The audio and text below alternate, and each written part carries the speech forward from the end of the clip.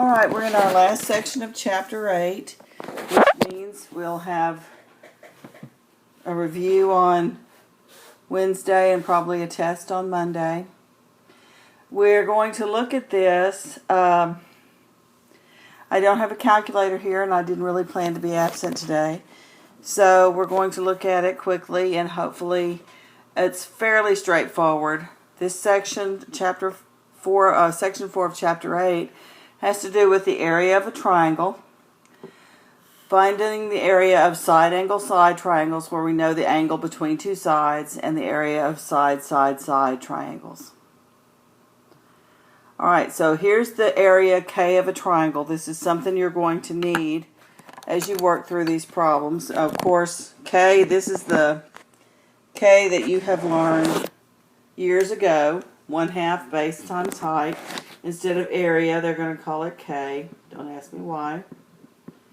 1/2 base times height, which you can see this is the area. It shows the height of this triangle, and the base is the total length of the base. We sometimes may need to use trig to find the height of our triangle. Here is the reason it's 1/2 is if you look at it with a rectangle, base times height is the area of the rectangle, and the triangle is 1/2 of that. Okay, so side angle side triangles. K is equal to 1/2 AB sine C. Okay? Now, because A sine C is the height. If you think about that, A times the sine of C is going to give you the height, and the base is the base. So we can rewrite this with another formula for, instead of 1/2 base times height, is 1/2 A, which is your the side by the C that's not part of the base, and the sine of C, which is the angle that's part of that side A, that is between side A and the base. Okay. So it could also be 1/2 BC sine A. Notice it's the two sides and the angle that's not. It's BC at A is the sine, or we have AC and sine B, or we had AB and sine C. So it's the two sides and then the sine of the angle that's not opposite one of those two sides. So 1/2 the product of its two sides times the sine of their included angle is a general rule written in words. So we want to find the area of the side angle side triangle. A is 8, B is 6, and C is 30. So if we were going to draw that out, okay, as a triangle, okay, we have B is 6, A is 8, C is 30 degrees, okay, and so this would be A and this would be B if we were labeling angles. So we have sine, we have A is equal to, we know A and B, 1/2 times 8 times 6 times the sine of 30 degrees. Okay? And the sine of 30 degrees, if you remember,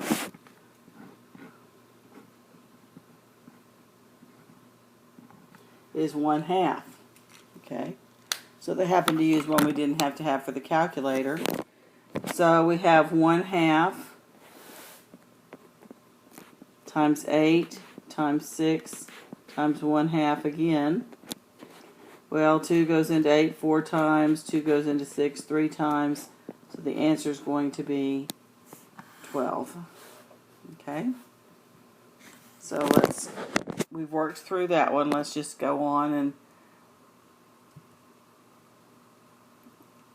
that's how then they've worked it out there, the same thing. 12 square units. Okay, a side, side, side triangle. This is a little harder.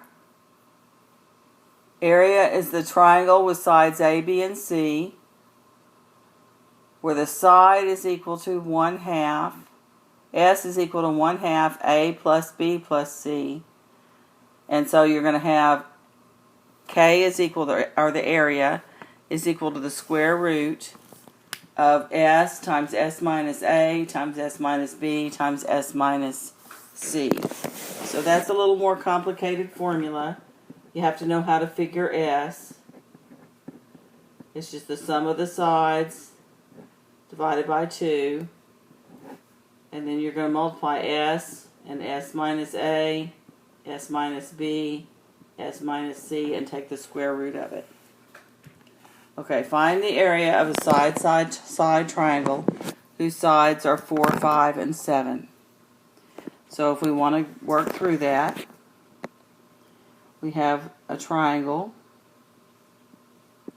and we have triangle sides 4, 5, and 7. Okay, so S is going to be 1/2 times 7 plus 4 plus 5, which is 16. So S is going to be equal to 8. 7 plus 4 plus 5 is 16, divided by 2 is 8. So then our area is going to be the square root of S, which is 8, times S minus A, we'll say A is 4. Whoops, I should have put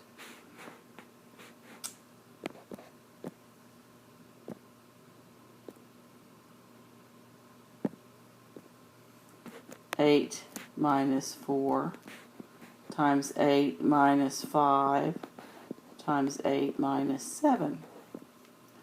So that's the square root of 8 times 4 times 3 times 1. Okay, so 12 times 8, which is what we've got there, 12 times 8 is 96, if I'm calculating in my head right.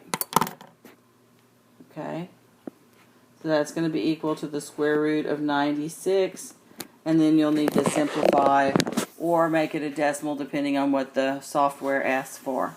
So let's look and see if I did my math right. Okay, square root of 96, which is 4 times the square root of 6 units, square units. If it asks for a decimal, then just multiply that out. And this particular formula is called Heron's formula. Okay. Well, I know you're going to be pleasantly surprised that that's the end of this PowerPoint. So hopefully you'll have use the rest of the time to work on the lesson and be ready for a review next time.